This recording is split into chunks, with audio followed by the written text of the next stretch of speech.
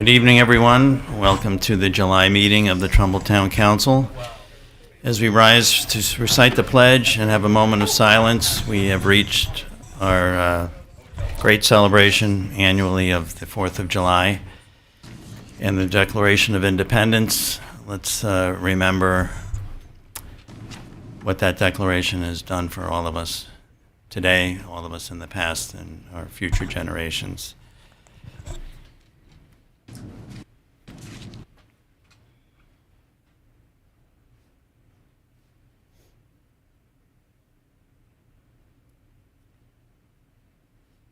Thank you. I pledge allegiance to the flag of the United States of America, to the republic for which it stands, one nation under God, indivisible, with liberty and justice for all. Madam Clerk, call the roll, please. Mike Buswell. Here. Mary Isaac. Bill Mecca. Ann Sather. Here. Jennifer Winchell. Veronica Lenzen. Here. Richard Wolf. Here. Jason Marsh. Here. Anthony Dorsey. Here. Ashley Gaudiano. Here. Carl Massaro. John Foreman. Here. Joe Pivko. Scott Wick. Joy Cologne. Here. Steve Lemoyne. Here. Kelly Malazzi. Here. Tony Cinto. Kevin Shively. And Nicole Satin. Here. Thank you. Next, I'd like to approve minutes from our June meeting. Is there a motion to approve those minutes? Motion to approve. Thank you. Second. Any discussion? Amendments? Hearing none, all in favor, please raise your hands. Thank you. Anyone opposed? Abstentions? It's unanimous. We have an addendum to address, which we'll do in a moment. Actually, we'll do public comment next. I should grab the list. We have Richard White, I think, is the first person on the list.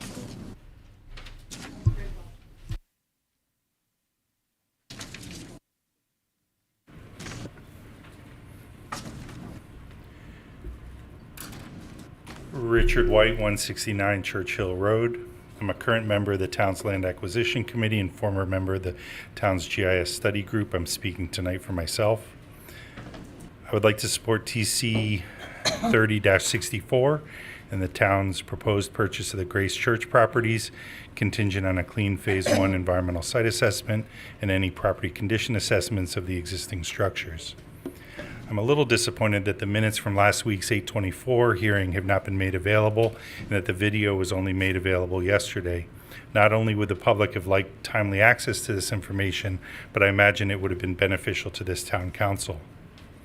I have a few comments on how this purchase relates to the Senior Center and Community Center, which is proving Hardy Lane to be a costly option due to environmental and traffic mitigation, need for a 20-foot terraced retaining wall, and the need to reroute a sewer main around the proposed building. I hope that the building committee will work closely with the neighbors of the Grace Church and not exceed use cases and traffic volumes if the neighbors are not comfortable. First Selectman Tesoro commented that the ongoing evaluation of Hardy Lane should not be suspended at this time. I hope that any ongoing evaluation includes extending the environmental studies past the areas of polluted and contaminated fill that I've requested, and includes a full Phase 3 environmental site assessment that would detail the extent of any mitigation as requested by the chairman of our Conservation Commission. I would repeat my request for a peer review of the traffic study. Finally, I'm not concerned with some of the building committee's architectural costs to date at Hardy Lane. The architect has worked closely with our current senior center staff and the building committee on the types and extent of program space needed. This work is important and portable to any location. The existing Phase 1 and Phase 2 environmental site assessments and any ongoing evaluation at Hardy Lane partially document the type and extent of decades-long illegal dumping at that property. These studies can be used to help properly remediate the property with input and support from Connecticut Department of Energy and Environmental Protection and potential environmental cleanup grants. The existing traffic study at Harding Lane extends to Middlebrooks Avenue and Alden Avenue and helps the town better understand existing traffic conditions and long wait times along an important corridor that connects Trumbull Center with Quality Street. Thank you for your time. Thank you, Mr. White. Our next speaker will be Ray Baldwin.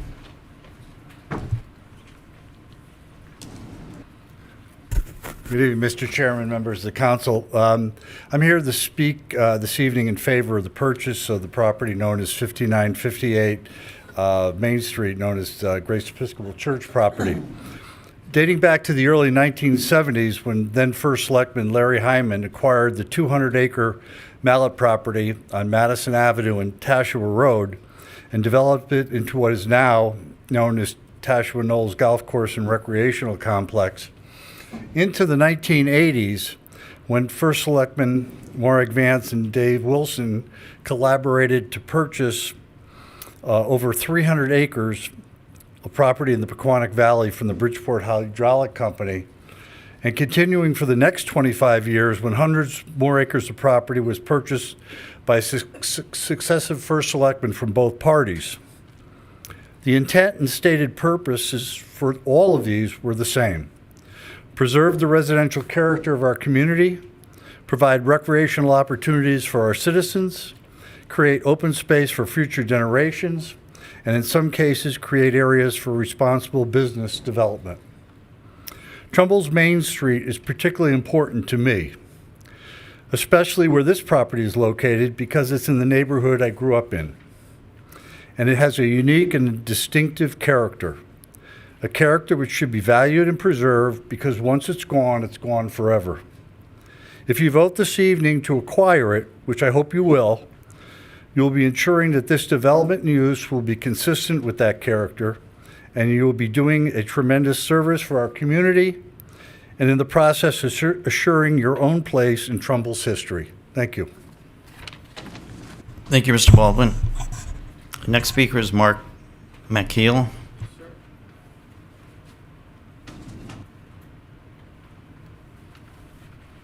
Thank you, Mr. Chairman and Town Council members. My name is Mark McKeel. I'm at 27 Edgewood Avenue in Trumbull, District 6, lifetime Trumbull resident. I won't go into everything else.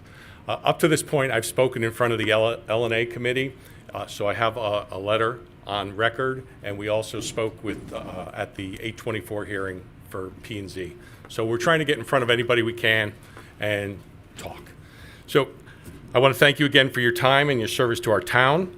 My neighbors that are here this evening are in favor of the resolution authorizing the town to negotiate the purchase of the property known as the Grace Episcopal Church property, primarily to protect the property from private development. The Grace Church property is listed on our earliest town records as a religious use property. Records indicate property has religious value dating back to at least 1881. That's 143 years. The property is surrounded by our quiet, wooded residential neighborhood with 140 parcels located within 500 feet of the property. The history and activity at the church has proven to be a win-win for our neighborhood and the church. In addition to the beautiful wall of stained glass windows, the limited traffic, the limited hours of operation, and the low-key functions and activities associated with the church fit well with our heavily residential neighborhood. They have been very good neighbors, as we hope we have been very good neighbors. As I stated previously, our neighborhood is here this evening to support the resolution to have the town purchase the property, and we can assure you we will be present and in greater numbers at future land use meetings, as there is concern regarding the future land use plans based on public comments on the town website and, of course, social media.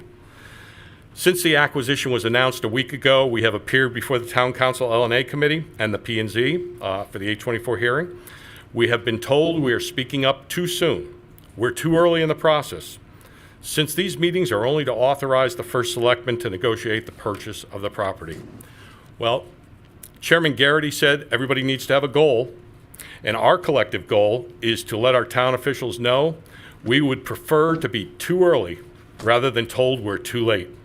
We would encourage the town to repurpose and reuse the existing buildings, considering it as a new single-use senior center rather than demolishing the existing buildings and then adding new construction, the possibility of blasting through the heavily ledged property, and adding a 50,000 square foot multi-use shared community and senior center. Our seniors, which I am one, deserve our own senior center, especially on 6.14 acres. We believe the future land use will be moved along quickly, and we strongly recommend all traffic studies be performed when schools are back in session rather than during the summer vacation months. Our message to the town council, again to anybody who will listen, is we're watching and we're listening to what the town's future land use plans will be. We hope in turn that you folks and other town boards they see us, they hear us, and they listen to us. We hope that the town will be considerate of this long-time residential neighborhood. Our property values are going to be dropping, and we hope you hear our concerns and seek our input as the process moves forward. Thank you very much for your time. Thank you, Mr. McKeel. Thank you.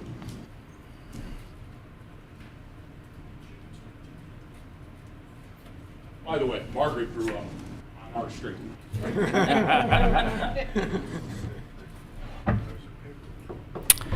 Is there anybody else who would like to speak to an item that's on tonight's agenda?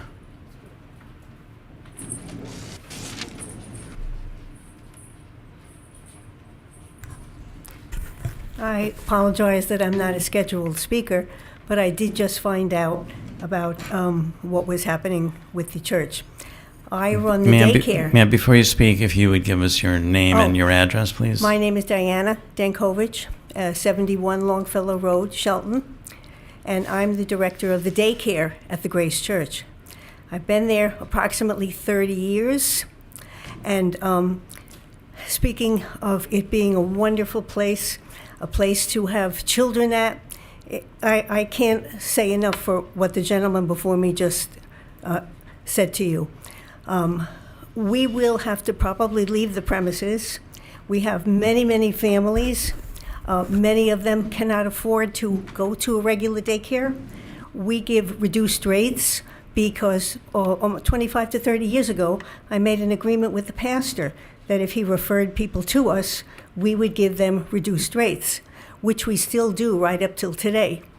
I would just hope that you do consider repurposing that property and keeping the existing buildings, which are absolutely wonderful. The church is absolutely beautiful, and I'm sure somebody would just love to be in it, especially a senior citizen complex or a community center, and not raise it and demolish the existing buildings, which means we would have to leave the premises as well. So while I'm not prepared to give any additional information because I really don't have any to impart, I'm just passing along more of the emotional devastation that will take place at that facility if all those parents are required to relocate and try to find new daycare, which they will never be able to afford. I thank you for your time as well, and hopefully there'll be a positive resolution for everyone in this matter. Thank you. Thank you, ma'am. Anybody else care to comment? Okay, I will then close the public hearing for this evening. We have a proposed addendum, which we'll get to in a moment. I'd like to just proceed with the first item on the agenda, which is Resolution TC 30-63. Mr. Buswell, will you bring that to the floor, please? Certainly. Resolution TC 30-63, be it resolved that Michael Colahan of 52 Topaz Lane, being the same, is hereby designated as a District 1 Republican Town Council representative for a term extending to the first Monday of December 2025. Republicans vote only, in parentheses. Is there a second? Second. Thank you. So Mr. Colahan, unfortunately, cannot join us this evening. He's unavoidably detained out of state due to weather conditions, couldn't travel back. He is a longtime resident of Trumbull. He's raised his family here. He has 2 children in the school system, and he runs a financial I'll just say a financial business. He's an advisor, and it's in various elements of financial business. So as soon as he arrives, assuming we vote him in tonight, we'll have him sworn, and we expect him to be a very active and highly contributing member to the council. So I'll ask the Republicans to vote on this resolution. All in favor, please raise your hands. Thank you. Anyone opposed? Any abstentions? Okay, that is unanimous. We'll welcome Michael at the next meeting, and we'll assign him to a couple of our standing committees. Next, I would like to entertain a motion to add resolution TC 30-68 and TC 30-69 to tonight's agenda. Is there such a motion? I'll make Mr. the Dorsey, motion. do we have a second? Second.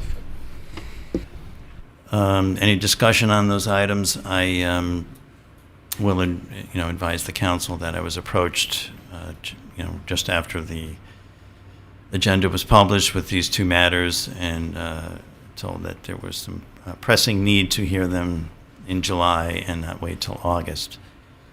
And so they somewhat speak for themselves. So I'll ask the council members if there's any other discussion about adding them to the agenda. If not, I'll call for a vote. All in favor of adding these two resolutions to the agenda, please raise your hands. Thank you. Any opposed, abstentions? They will be added, and they are added. And I do see Town Attorney Jim Nugent here. Is Attorney Coppola coming as well? He is planning to be here, yes. So we'll do something else while we wait for him. Is that okay? All right. So not to get too far ahead of ourselves, but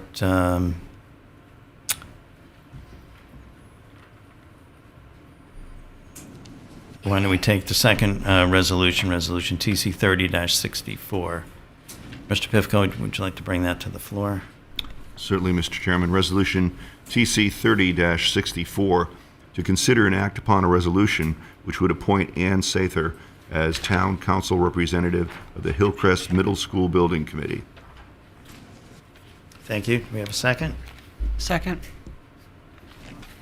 Mr. Chairman, I believe Mr. Pifko read the agenda item and not the resolution. Yes, I think he did. Starts with be it resolved.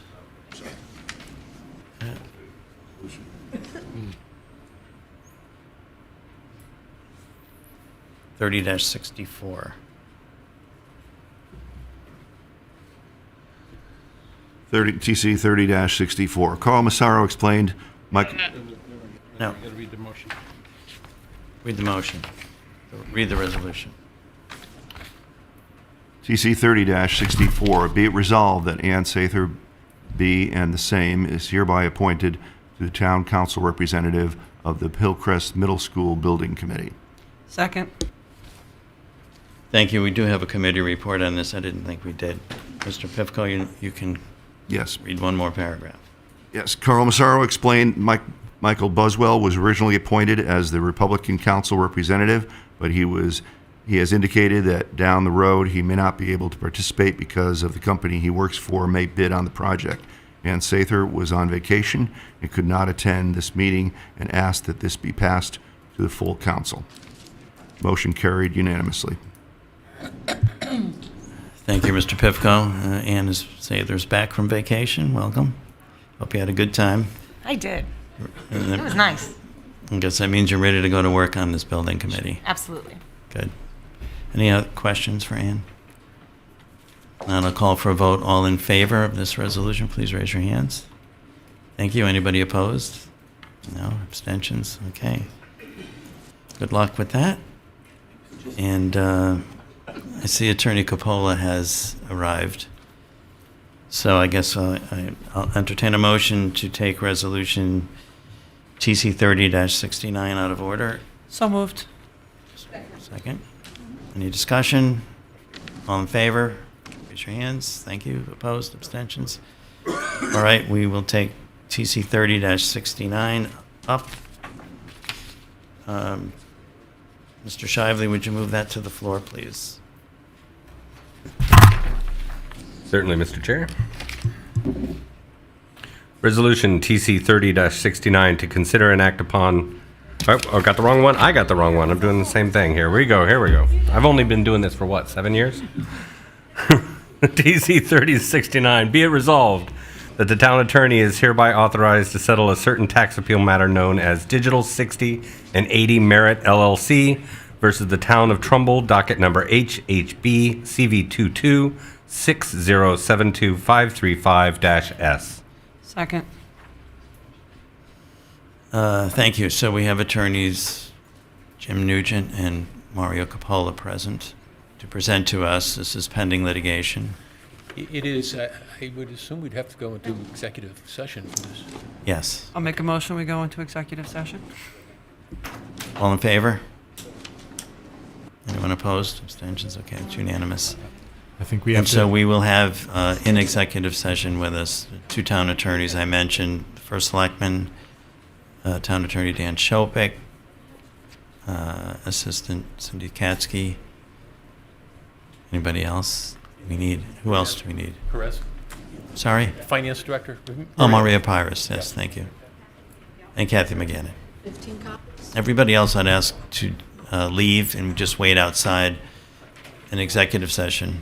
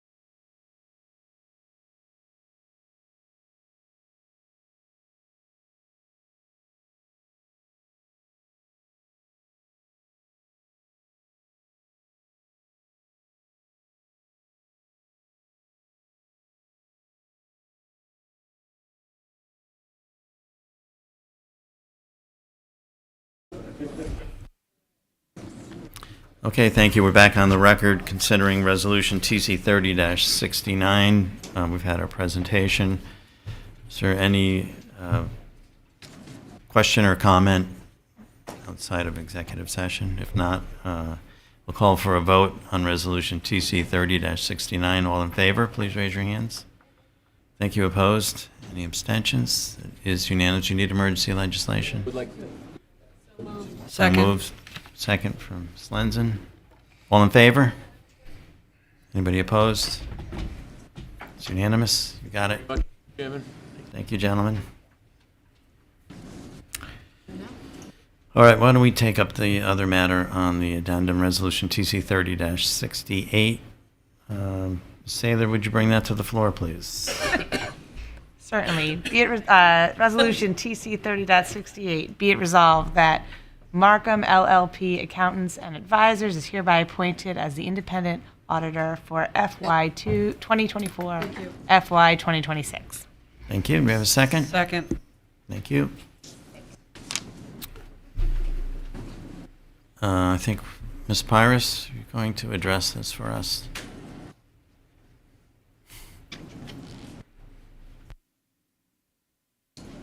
We went out to bid for our auditor. This is our third time. Sorry. Got it. We went out to bid for outside auditors 3 times. The first 2 times, we did not get any bids. And this third time, Markham LLP bid on the audit. Unfortunately, this audit is going to be, we budget $77,000. The first year is $115,000. So we will be coming for a supplemental for the difference. But we need to hire the auditors as soon as possible so that they can start the audit beginning of August, possibly.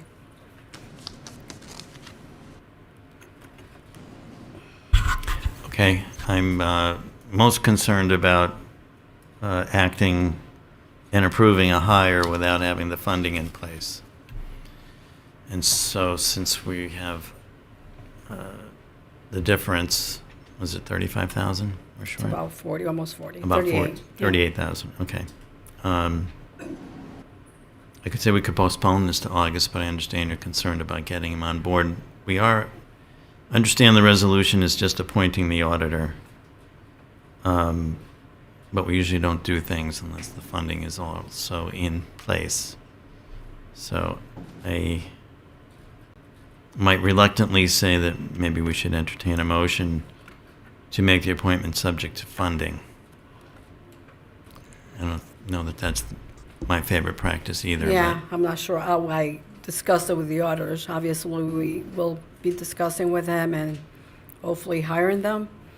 But if it's subject to funding next month or possibly September, I'm not sure. And we don't have authority to do transfers, account transfers. Right, you would have to do it supplemental, actually, in this case, In this case. because it's under the town council and there is no line items to transfer from.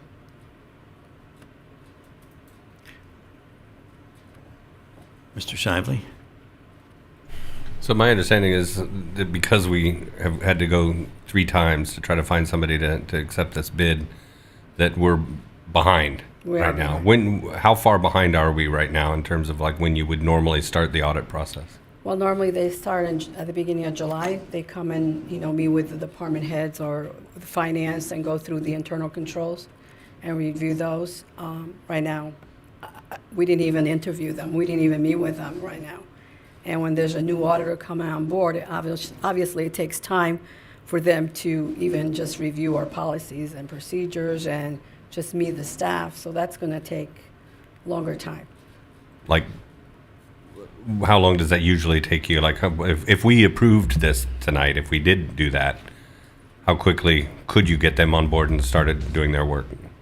I'll contact them. It all You don't depends know on their for sure. scheduling. Okay. That's why I'm actually worried about their scheduling. Okay. If we don't appoint them as soon as possible, they might start scheduling with other towns.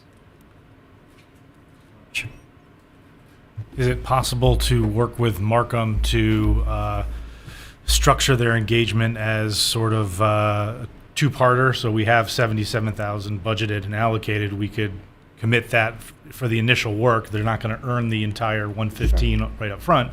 So maybe that's one way to onboard them a little bit more quickly.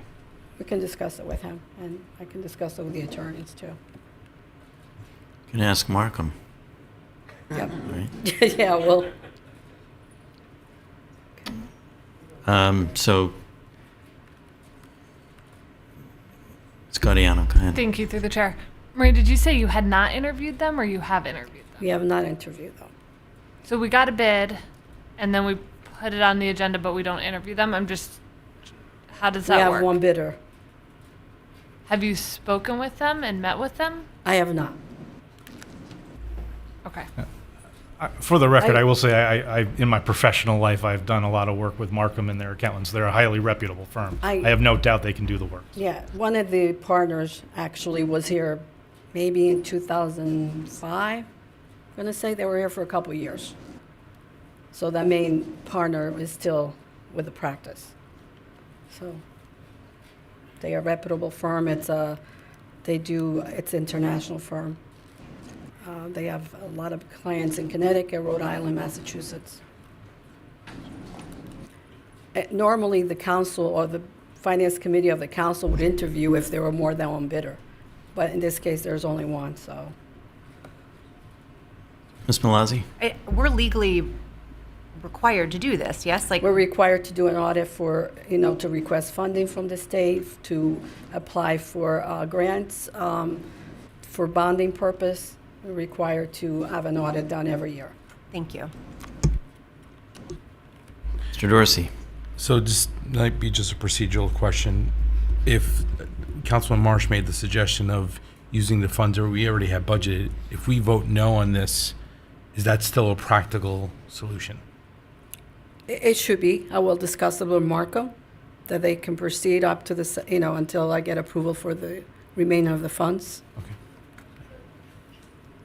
Through the chair, tonight is not about dollars. Tonight is about appointing. Though I understand the connection that you're making about needing money. But voting no means that we can't appoint the auditor regardless of what money is or is not available. Correct. This is the appointing body for the town council, for the Board of the audit, the annual audit, sorry. Yeah. Yeah, so, although I don't like to do it this way, I mean, I would be inclined to ask the council to vote on this resolution if it were made subject to funding. Of which we know it's partially in place, it's just not fully in place. Mr. Wick? I'm just wondering, I presume not, but was there any condition in the bid request that the bids would be conditioned on funding? And if we, as the town council, appointed them on that condition, can the Markham firm back out of the bid and just say, forget about it, not interested?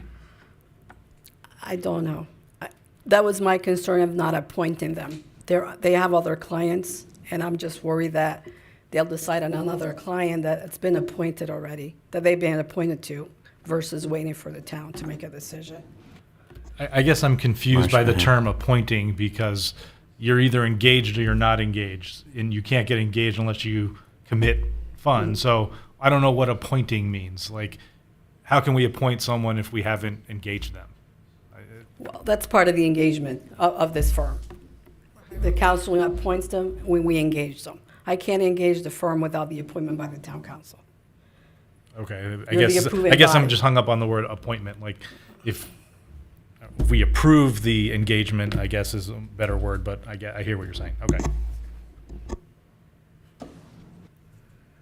I would ask the town attorney, do we have any suggestion on the lack of funding in place for this?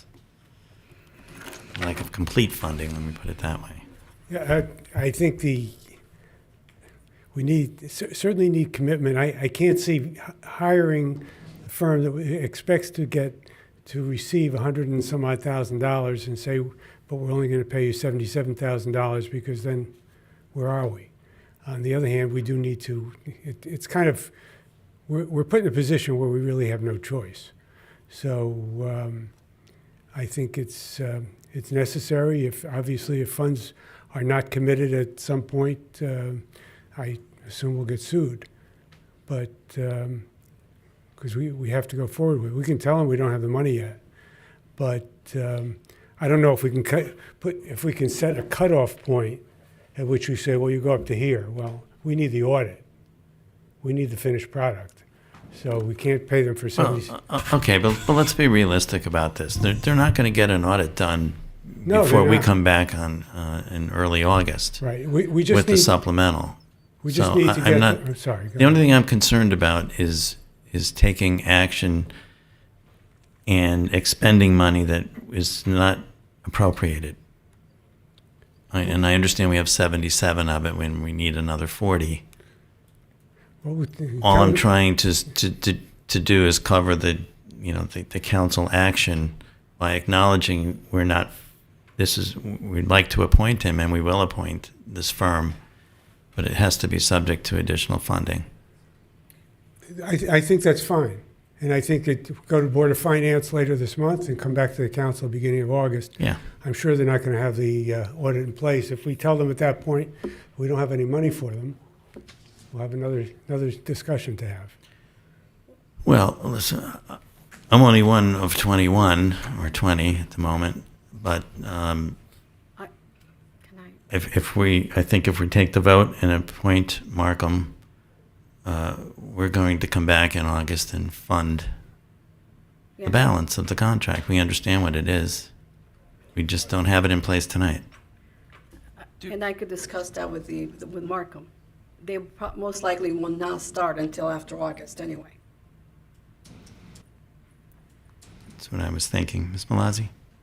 And then, Because I mean, now this it's- just feels like the same thing that happens with the tree warden and happens with police having overtime. We didn't budget for it, but we have to do it. I mean, we have to do it or we're going to get sued. I just don't even understand why we're talking about this. well, because I'm not going to condone the tree warden expenditure. That's a totally different story. We know here tonight we have not acted. We haven't spent money that is not authorized, and that's what I'm trying to prevent. Ms. Isaac, did you have a comment? I mean, the Board of Finance did, when they put this money in, they did say, we don't know what it's going to be. And that was discussed. Do we have an amount based on, is the current auditor going to come back or not come back? And that wasn't known at the time. So, I mean, we knew that going in. So it was more like a placeholder, same thing as the Plan of Conservation Development. We put in not knowing what that was going to be. And then one thing, is this a multi-year with them, or did they just sign for 1 It's year? a multi-year. So it'll It's go a up? 3-year. Okay. But next year's budget, we will know what the pricing will be. Yes. Okay. Thank you. Ms. Lenzen?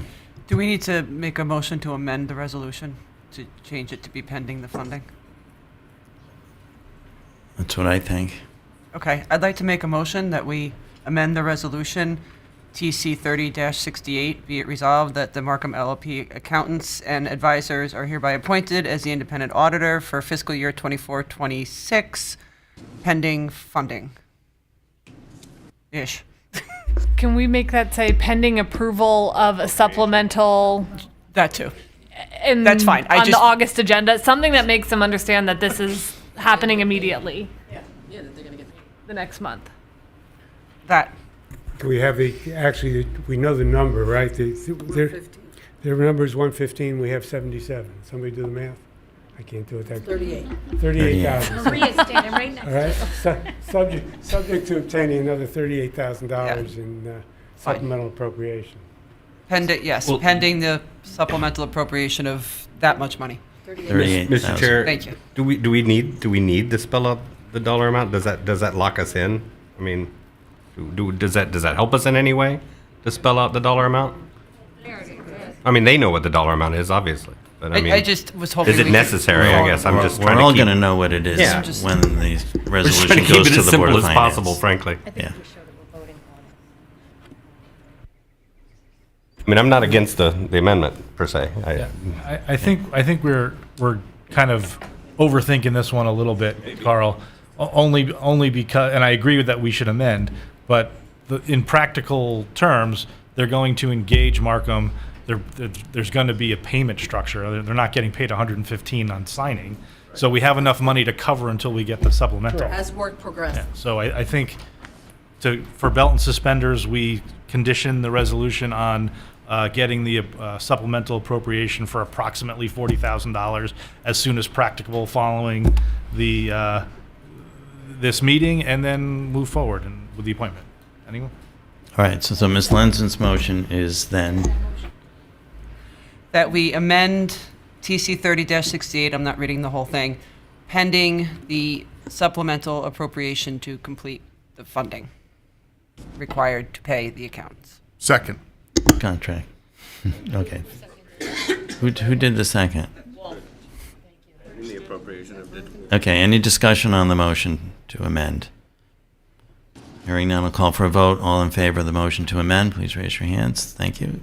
Anybody opposed, abstention? We have the resolution TC 30-38 as amended. Any further discussion or comment? Hearing none, all in favor, please raise your hands. Thank you. Opposed, abstentions? Resolution is approved. Yet, do you need emergency legislation, Maria, for this? Sure. So moved. Second. All we need is breath for that. All right, who made the motion? Second? Okay, all in favor, raise your hands. Thank you. Opposed, abstentions? All right, now we're done with that resolution. Where are we now?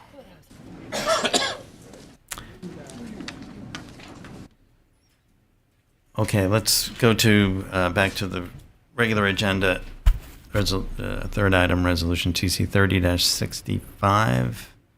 Mr. Buswell, will you bring this to the floor, please?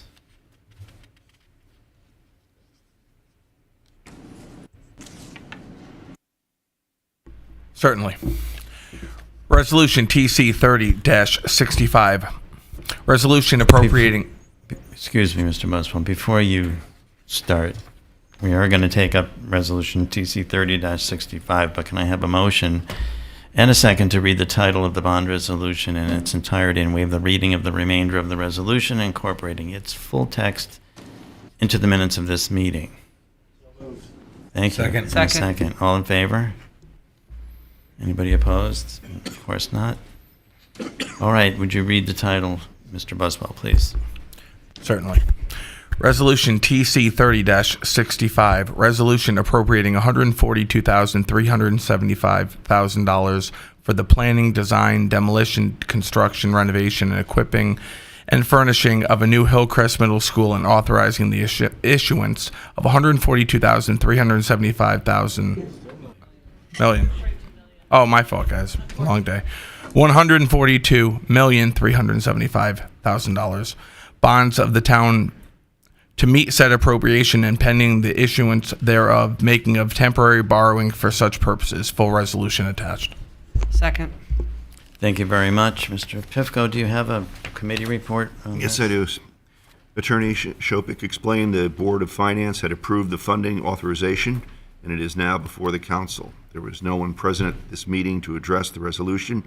They did a lengthy presentation explaining the project to the council not long ago, and it would be up to Chairman Massaro whether he wants to have the presentation again next Monday, meaning today. He suggested this be passed to the full council for a vote of the full membership. It was requested that the Director of Finance, Maria Paez, be present at the council meeting. It was suggested if there were specific questions for her, to give them to her ahead of time so she can prepare. The vote, motion carried unanimously. Thank you, Mr. Pifko. We have Dave Cody, our school facilities director, and Mr. Jeff Wisniewski from Tecton, and Finance Director Maria Pyrus is here. Perhaps you can just start us off with an update on the grant application for this project to the state. Yes, sir. Good evening, everyone. David Cody, Director of Operations for the Board of Ed. We were successful in filing the grant application last Thursday. We received a receipt from the state right away. I think we received it on Friday. We also received communication as of yesterday from the Office of Grant Administration concerning the application, so everything looks like it's in place and on time. So we're here to support the resolution and any information that the council may have. All right. I guess I'm going to ask for a little breakdown on the cost of the $142 million tag. Because the next step for the council in August is to consider the referendum resolution. And part of that will be understanding what the breakdown is of this $142 million cost. I'll allow Mr. Wazinski here to put his screen up and show you the breakdown that he's done.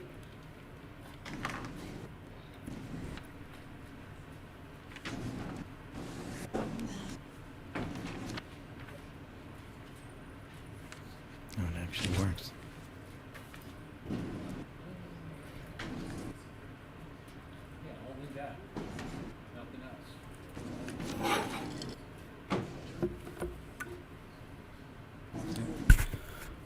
Good evening, everybody. My name is Jeff Wazinski, principal at Tecton Architects.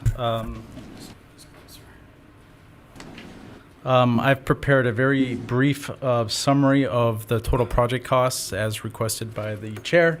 Those that are familiar with the Board of Finance presentation, total project costs includes two different components. One first is called the construction costs. The second component is called the soft cost. So further illustration of that is on the left side. Construction cost is all of the hard fixed costs associated with the project. So anything in the built environment, not only the building, but the site. The soft costs are everything basically in it. Everything. I think I gave the analogy, if you took the building off the ground, pulled it off the ground, turned it upside down and shook it out, everything that comes out of that is what's the soft cost. So your furniture, fixtures, and equipment, your technology, all of the costs associated with testing, design fees, OPM fees. So everything that's not associated with the physical assets of the building. So the breakdown, and it's somewhat difficult to see here, so I'll give you an overview verbally here. I had presented this the last time that I was before you. So the total estimated cost for the grant application, I know you just read the resolution. There was costs added to it for various different financing and funding pieces, but we have a total project cost of $140,962,823. The breakdown of that is the overall construction is about $106 million. The total soft costs are about $20.8 million. All right, so that's the big high-level breakout. Contained in there, I just want to walk you through some basics. So that breaks out to about $966 a square foot for the total project costs, and then about $690 a square foot for the construction. Okay, the key components that are included in your total project costs are at this phase of the project, it's quite custom and typical. Quite typical to include about a 10% design contingency because we're early on in the design phase. So that's included in the overall costs. That total is about a $9 million component. We've heard a lot about escalation today. We've included essentially a 6% escalation to what we're projecting the bid date to be, so October of 2025.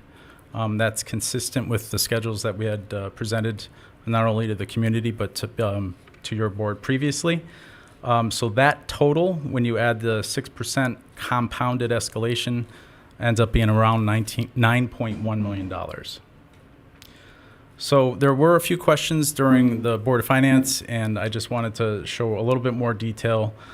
We had generated a conceptual site plan and conceptual floor plan based on the educational specifications there was an independent cost estimator, somebody outside of our office that's required for the state grant application, that went through and did various different detailed takeoffs and provided what essentially is called a uniformat estimate, which is what we submitted to the state. It's a requirement. And on the left-hand side, and believe me, I don't expect you to understand or see all or read all the numbers, but it's by division. So in other words, each component of the building, plumbing systems, electrical systems, fire protection systems, mechanical systems, all of that breakout is quantified into a detailed cost estimate, and it's shown there. Now, as far as the soft costs, what I want to do is highlight some basic larger portions of the soft costs. Again, right around that $20 million number, but there's what's called an owner's project manager. The allocated budget for that is about 1.6, so that would be an owner's representation during the design and construction phase for the entire length of the project. They are critical to filing all of the reimbursement grant application materials as you move through the construction process, and quite often are included in, actually they're included in a large majority of the projects we're working on in the state of Connecticut today.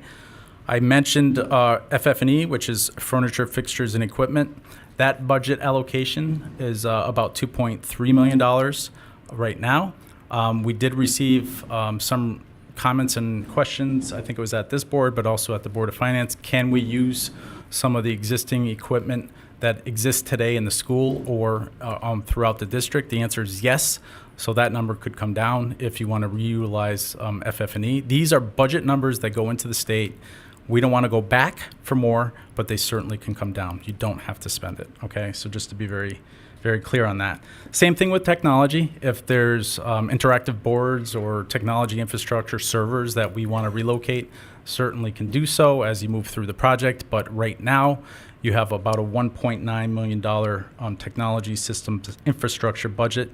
And these budgets are based on what we see as historical averages for many of the projects that we've done and many of the projects throughout the state. So it's cost per square foot, more or less. And then lastly, another contingency, and this is called owner's contingency, and this is another layer of protection, and the owner's contingency is there, typically for unforeseen conditions, but also bid fluctuation, should you have that come bid day. It's interesting, the state, this past legislative session now requires that to be 10% of your project budget. This one's about 6.5% to 7% of your overall construction costs, excuse me. So you're not subject to this past session's legislative action for your grant application because it went in this past June. And with that, I think I'm going to stop, and certainly happy to answer any more detailed questions as far as you have as cost. I have more in the slide deck about the conceptual plan that was presented at the Board of Finance, but I think I'll table that for now and answer any questions. First request, can you send this to the council clerk so she can distribute it to us and we Absolutely. can Yep. review this? Yep. Oh. Do you have paper copies with you? I do. Oh.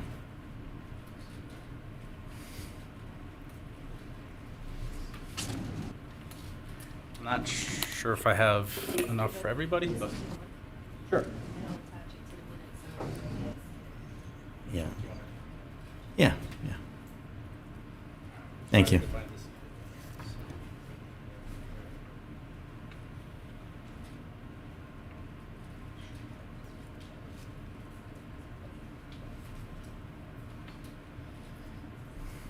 So I just wanted to ask about contingency funds. Sure. At the top of your remarks, you said there was a $9 million contingency. And then later on, you said there's an owner's contingency of 6.7. Is that in that 9 million, or is that additional? Yeah, no, great question. So in the construction cost budget, we have a design contingency of 10%, and that 10% totals about $9 million. So So when I talk about the construction costs, when I gave you that round number, that's inclusive of a design contingency, which is 10% of your construction budget. The owner's contingency, the piece that's up on the screen now, is part of the soft cost budget, and that's there as an added layer of protection, more or less for bid fluctuation and unforeseen conditions during the construction process. So they're two completely different things. Yeah, that's $15.7 million in contingency in the 142 budget. Yeah. The 10% design contingency is because you're at a stage in the design where you don't have a full set of documents. So typically, when you have a project at this phase, which is kind of conceptual design, it's quite typical to carry about a 10% design contingency. That typically, as you move through design, gets moved into the construction cost. So it's not necessarily, an added budget to it. As you define more detail, as you move through the design phases, there's more detail to the documents and therefore more costs associated with. So we're confident that the construction costs that we've identified is what you're going to see about in fall of 2025, which is around that bid climate time. Okay, and you talked about a 6% escalation cost for October 2025. Is that baked in these numbers? It's baked into the construction costs, correct? Yes. So it's already in. Okay. The number that I gave you, the 6% compounded, is totals. So you have about 9.1 million in escalation alone, and escalation is certainly starting to come down in construction. We've seen our projects coming in more around the 4.5, but I think it's wise to keep the percent that we show in the budget. All right, council members, questions? Suggestions? Mr. Foreman. Thank you. In previous presentations, I recall the total cost of Trumbull being a higher number, right? Maybe the whole project cost being 140, but the cost of Trumbull being closer to 90 to 100 million dollars. Has something changed here that is impactful? Yeah, and how reliable is that estimate? It's a great question, and I guess I flubbed the punchline in all this. So there was in House Bill 5524, the town of Trumbull received special legislation to increase their reimbursement rate to essentially double, 44%. So if you look at the detail of the Board of Finance presentation, there's a slide, a couple slides where it shows what I had originally presented to this board, and then the revised cost to Trumbull.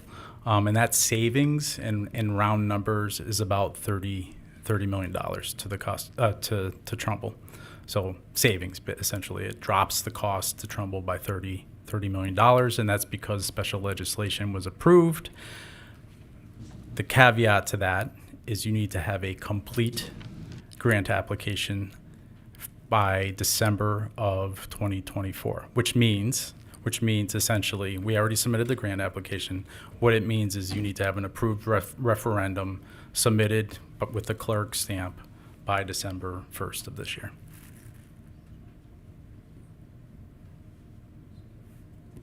Sorry, thanks for asking that question because I skipped over it. Okay, Mr. Cento.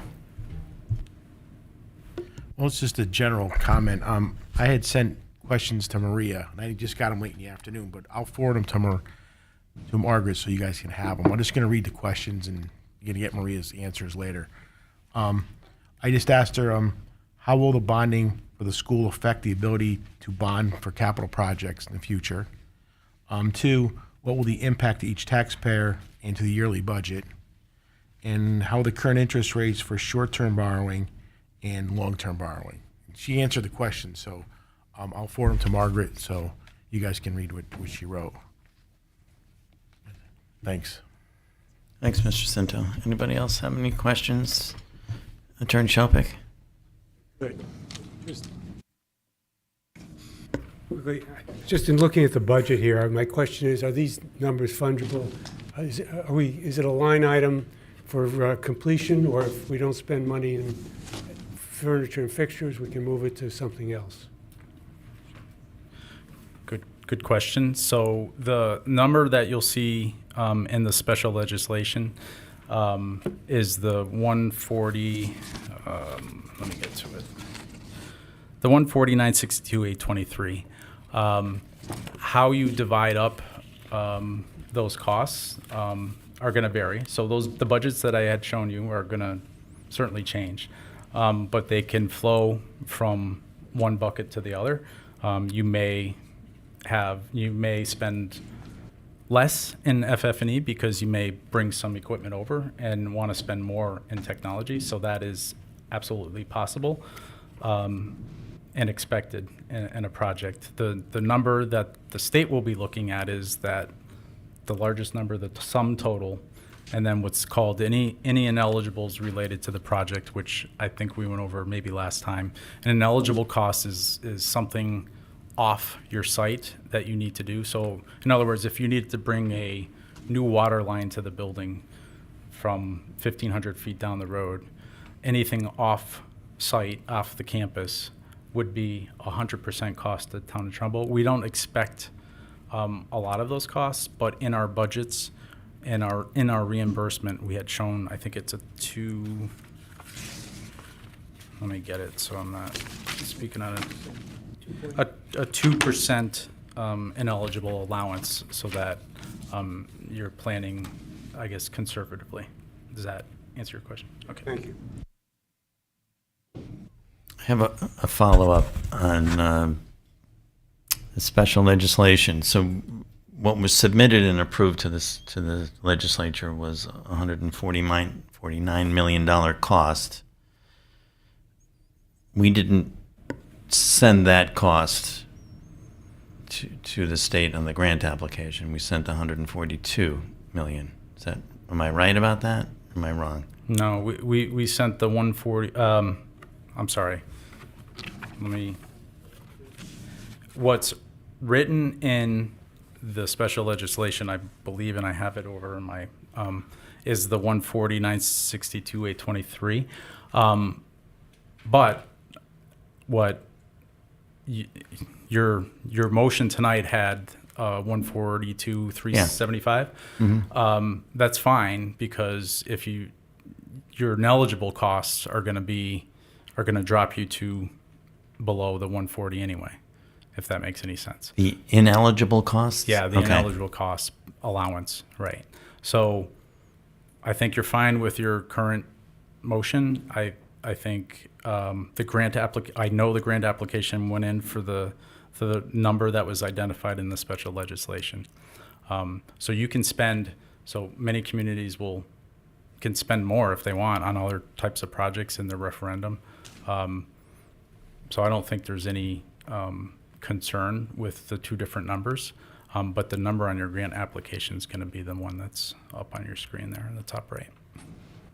I guess the concern I have is we have to create a referendum question and ask for a bond amount. So the Board of Finance approved this 142 number, and we're going to approve that tonight, but I'm confused as to why we're not at 149. At 149? 140,900,000. Oh, It's not 149 million. yeah, 140,962,823 is what I believe is written in the special legislation. So that is why the grant application was submitted that way. Okay, I apologize. I misheard the number. Just piggybacking 149. on Chairman Go Massaro's ahead. question, is the special legislation subject saying that we get 44% reimbursement on that amount, or whatever the amount is, do we get 44% reimbursement? Are we at all limited by the number we submitted in the grant application? That caps us. Okay, so I would say we overshoot. Well, I guess we didn't. Correct. I think what you just said is that the 142,375 that you have in front of you is an appropriate number to, if you want to proceed, assuming that everybody's in agreement. The specific number in the House bill legislation was cost not to exceed $140,962,823. So we are capped on our reimbursement based on the legislation. Correct. But if your reimbursement is 2% of the 142,375, you're going to get all of that money back from the state at 44%. Does that make sense? I think there's also some wiggle room if we experience cost overruns. The state can reconsider that. Mm-hmm. Let's hope we don't get there. Mr. Shively. And some of that is also already built into the contingencies, right? Right. And also, we're just appropriating this, or we're just not appropriating, but we're actually authorizing the issuance of, or the potential issuance of bonds pending the referendum for that amount. And I guess we should probably say for the record and for the minutes that we should thank Representative Sarah Kitt for her hard work in Hartford to help us get that 44% rate as well.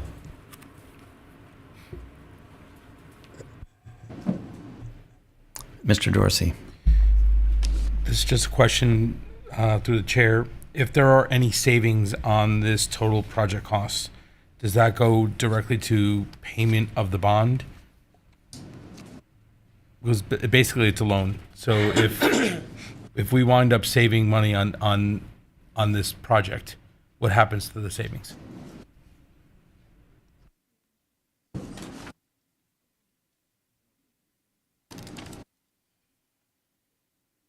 If we don't use it, we don't bond it. So we don't pay for that. Is that clear? In other words, if we only spent $130 million, that's all ultimately that's all you're going to bond, and so you're going to save that money. But you're only going to get your 44% based on what you spend. Okay?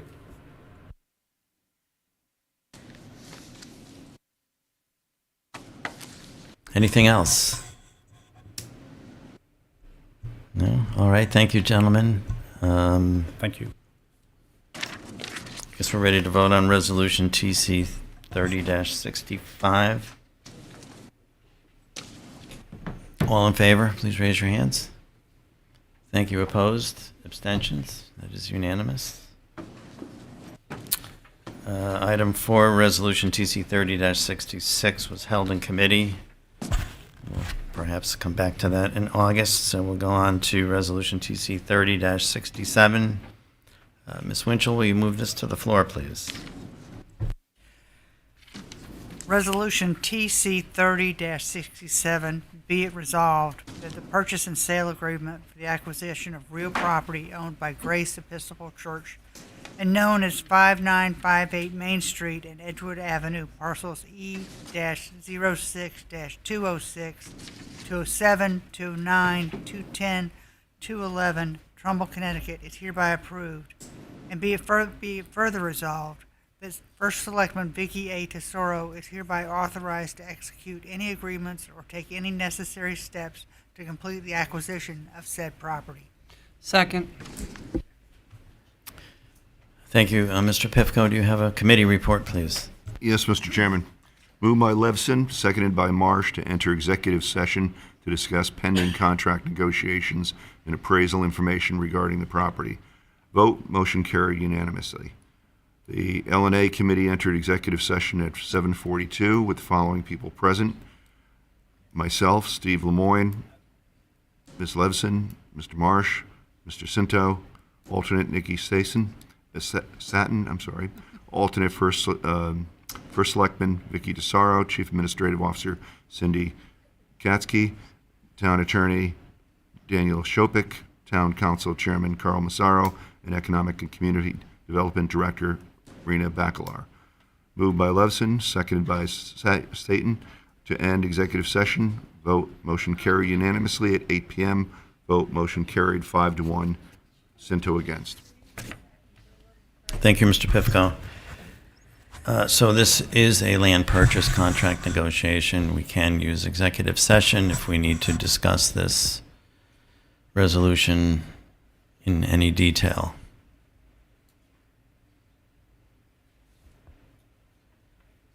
The night's young. Oh, come on.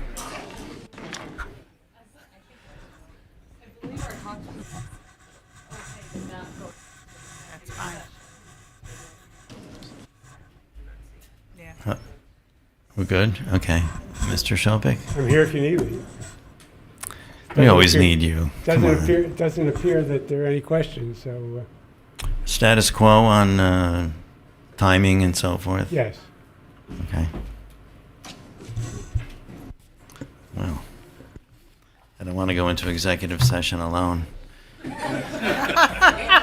Nobody will second that motion. I know Ms. Bachelor wants to go home, and she waited all night to talk to us and tell us about her vacation. I'll have to do that another Chairman time. Massaro, if you would like to go into executive session, I would be more than happy to second that motion for you. Yeah.